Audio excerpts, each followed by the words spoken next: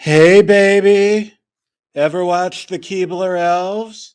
I'll let you lick my fudge cookie. You can get 'em new at the store for cheap, though. Nobody wants to taste my post-wall roasty cookie. Anyway, those old Keebler elf commercials were peak in the 1970s and 1980s. Were they not? With Grandpa Elf Ernie living in a deciduous northern catalpa tree, along with his fellow bakers and threesome partners, Fast Eddie and Buckets. It's rumored that the other elves sat around and watched, and if you squint really hard in some of the adverts, there's definitely a cuck chair in the baking room. Anyway, your head should be filled with questions. Why were a bunch of middle aged and elderly men living in a tree on the outskirts of town? That's the big head scratcher, anyway. Well, sit down and have a bite. Let me share with you the shocking and tantalizing tale of titillating terror that I myself learned from a VHS tape gifted to me by my Keebler intern uncle, who may or may not have been an elf himself. At the very least, he was gay. It starts off with Ernie the elf getting caught stealing chocolate from the local grocery in a rustic village in the beautiful state of southern New Jersey, the Garden State. You know it. Now, the penalty for shoplifting is a rather serious predicament for the convicted. The morbidly obese governor declared that the legal consequences should be death by electric chair or firing squad. But much like how that's overstating the magnitude of the damage by a little bit, you might have figured out by now that elves aren't real, and none of this makes any fucking sense. Dwarves are real, though.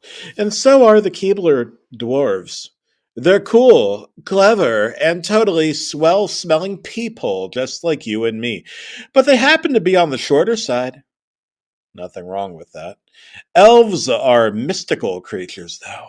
They can cast spells that keep you in a constant state of feeling like you're being tickled to death. Or they can give you AIDS. Alas, Ernie was a dwarf, not an elf in real life, but in the tape, he was an elf. I don't think that's fair. But what can you do? Life isn't fair. Now shut the hell up. Now, Ernie and his friends, Fast Eddie and Buckets, were starving to death. As you may have put together by now, given the bad boy names, and this being New Jersey and all, they were ex-mafia Irish types, and boy oh boy do they love whiskey and potatoes. After escaping a high-security prison, crawling under the barbed wire, and putting their teeny tiny stature to use, they moved into a remote South Jerseyan forest, and in particular, domiciled a gorgeous leafy home surrounded by state of the art surveillance mechanisms and landmines, even going so far as to wear body cameras on their own persons, in case Fat Tony or whoever the local mob boss was attempted to drive them out of the forest and under the Ben Franklin Bridge to sleep with the fishes. I'm not talking some sort of narcoleptic underwater lab experiment gone horribly wrong or bestiality. Mind you, well, all was going well, and the elves were swimming in green, as in money, not leaves or the marijuana that you might think I've been smoking for telling you this rather elaborate real life story lesson, the history lesson that got watered down Disney style into a long form animated commercial. But then the telephone rang. It looked like a moldy banana with a condom that an unemployed circus clown blew into to amuse your weird or crazy neighbors, but yes, that was definitely a telephone. Why, hello, yes, Keebler Elf residence, Ernie the elf spoke. Again, he was a dwarf, not an elf in real life. They were reimagined as elves for advertising purposes. Now be quiet. Several hundred Keebler Elf Fudge Packers cookies you were ordering? Out of the Poconos, yes? Well, coming your way. Ernie the elf packed a suitcase full of chocolatey Keebler sandwich crackers for his own sustenance, as well as his gold money chains and Glock, in case he had no choice but to use them. I do think it's weird that they gave the Keebler elf a gun in a cartoon, but maybe the animator snuck it in, like how there's Sex in the Clouds and Lion King or whatever. Who knows? But you've never left the treehouse since we left organized crime, Fast Eddie proclaimed. Wait, they were supposed to cover up that part of their real life backstory in the commercials.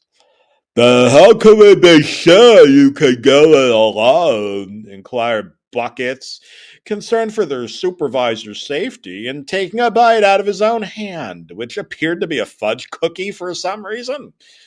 That's kind of disgusting when you think about it. It appears that I have a date with destiny. If you don't hear from me by sundown, run off to harbor and set sail for England. You will be safe there. How do you know that? Buckets inquired, picking his nose with his non-eaten hand and smearing it on some cookies. Because I fuck the queen. How else do you think we're allowed to stay alive? New Jersey is a highly corruptible government. Ernie the elf stared into the cartoon equivalent of a camera. Chris Christie is a big, fat pig. I had no idea who Chris Christie was at the time, this being the 80s. Though Chris Christie already existed, this wasn't in power yet. Whatever. And with that, Ernie the elf pranced out the treehouse like a sassy little Sasquatch. This is where things got a little bit disturbing. The sun completed its daily rotation, and no phone calls were made to the Keebler residence. Fast Eddie filed a missing persons report because Buckets wasn't capable of reading or writing, having dropped out of the second grade to work for the mafia and then the Keebler Cookie Tree Factory. Biting their fingernails, which landed in the fudge and the future batches of Keebler elf cookies. The two elves learned the tragic fate of Keebler elf caretaker Ernie the elf. It was everything they feared it would be. Tonight's news bulletin. It appears that the grandfatherly figure and king of mystical pixie dust dessert is no more, having been eaten alive by a chihuahua. The cartoon showed Ernie the elf being eaten alive by a chihuahua. Sharp incisors, dog wagging its tail. It was simultaneously horrifying and stupid. It reminded me of a Ren and Stimpy cartoon, or worse, Schnookums and Meat. As dogs cannot eat chocolate, the veterinarian forced little Rodrigo to vomit Ernie out. Sadly, he'd already been half digested like one of his infamous high fructose corn syrup sensations. His mutilated corpse looked more disturbing and disheveled than a spit out fudge cookie. Here's a picture! The dwarf saw it, and so did I. It wasn't animated. It was a zoom in real life toilet with a bunch of green and brown fecal logs poured inside of it. Somebody hadn't been eating well. Could this be an editorial on the low nutritional value of Keebler cake and snack products? There was one other scene. I don't want to mention it just yet, as it contains some disturbing information about my uncle. I turned off the tape, threw up, and called my uncle. What the fuck, kiddo? You missed the best part. They reveal he was all motorcycle rattling with the Nabisco Bandits, a fairy boy equivalent of the Hells Angels motorcycle gang.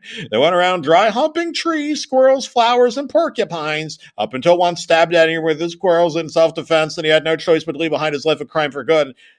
I don't want to talk to you anymore. I also know you've been driving the Keebler van around my school parking lot while holding a free cookies and crack sign. I'm calling the police. I'm telling my aunt. You're dead to me. Dead. Dead.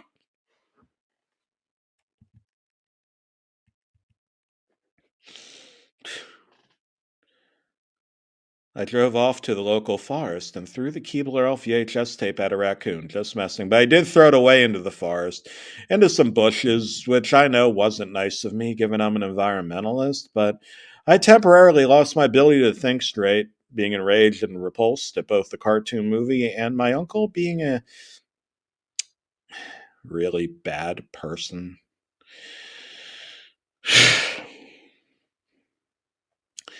Now, there are rumors that the local homeless man, a gap-toothed gentleman with dirt all over his face and a twinkle in his eye named Peaches, found the VHS tape and bribed the Keebler Corporation with it and became rich.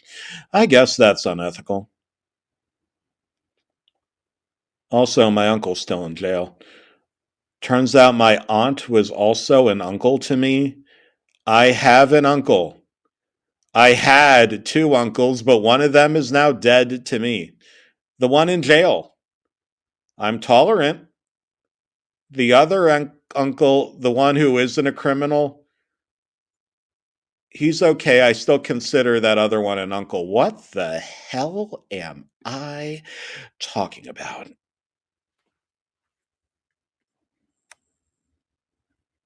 Boo.